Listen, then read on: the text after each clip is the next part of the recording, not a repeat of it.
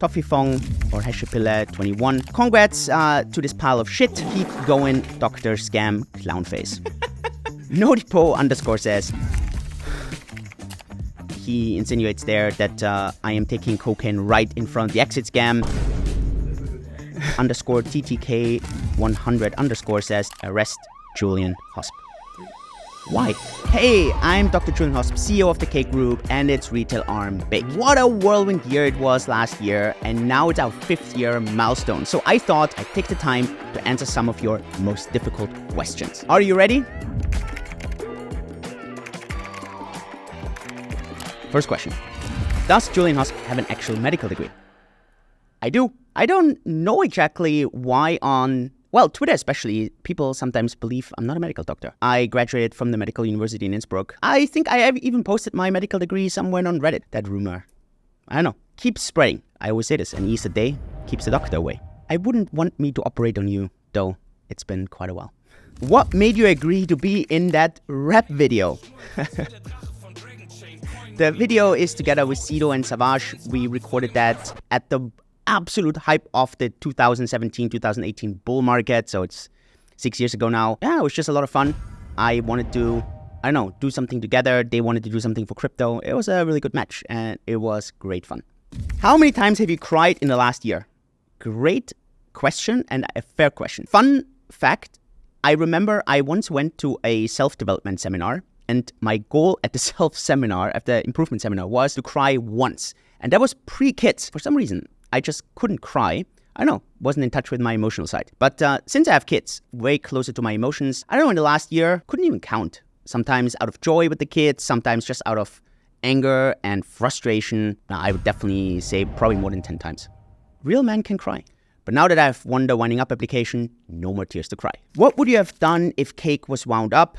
Then I would have had more tears to cry, for sure. I probably would have taken a break, but I didn't really think about that because I was very, very confident that we were going to win. So for me, that was not really a consideration. Thinking about it right now, what would be one thing I would want to do? I would just want to go surfing. There's still a lot of surfer Julian in me. I feel this whenever I go on holiday right now, and my wife is totally against it because it ends up in me, growing my hair, not showering much, just living the real surfer style, and she just doesn't want to lie next to me in bed. So at some point, I kind of have to get the business side back. So, who actually owns the company now? Me, bitch. Is Julian Hosp lonely? Great question. Sometimes I feel lonely. I think that has a lot to do with being the CEO, running the business. I think there's only one person in the company who can relate to that because you are in charge of everything. That sometimes feels lonely because not many other people can relate. Is Julian Hosp a scammer?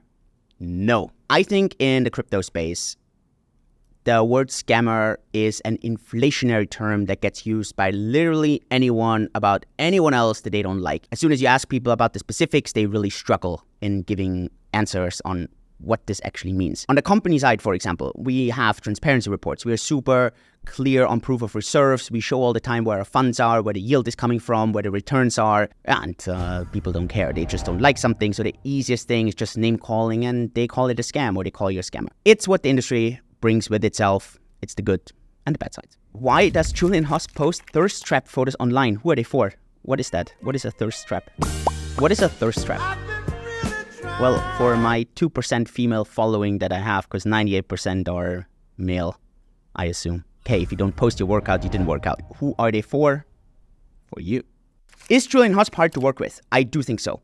I do think I'm hard to work with. Sometimes I can be micromanaging. Sometimes I can be way too much hands off. I can be super demanding. I think sometimes my goals are way too aggressive. And sometimes my demands are just completely outlandish. On the other hand, if you don't want that, if you're very easy to work with, many times that means you're not really shooting for much or you don't really strive for much. So that's the flip side to it. You want to achieve a lot, you're going to have to give a lot. Julian, can you give me $10? No, work for it.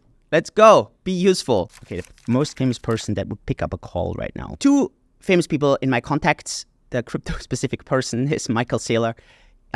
He wouldn't pick up my call because maybe I've been quite critical of some of his decisions or some of his behavior. So I do have his contact. I have his WhatsApp. We have spoken.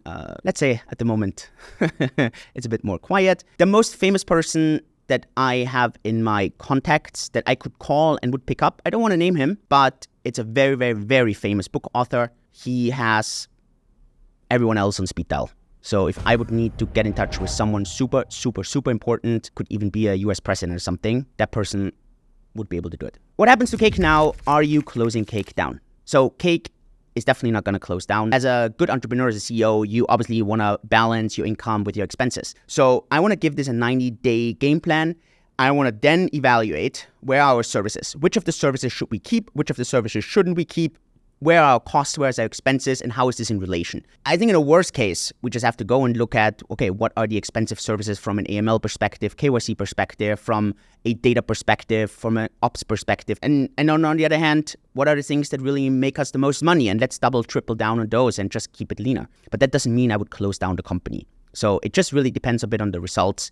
But yeah, for me, I would love the company to keep going. It's more on what does the company look like? How big is it? What are the services that we're going to offer? That's the key question. Alrighty, that's all the questions we have for now. Most of these, they are really great. And some, as you saw, absolutely sucked. But that's it for this video. It's been 5 crazy years, a long road to get here. And I'm super optimistic about our future. Thank you to our customers, to our team, to our partners for being part of this journey. Here is to many more great things to come. Cheers, everyone.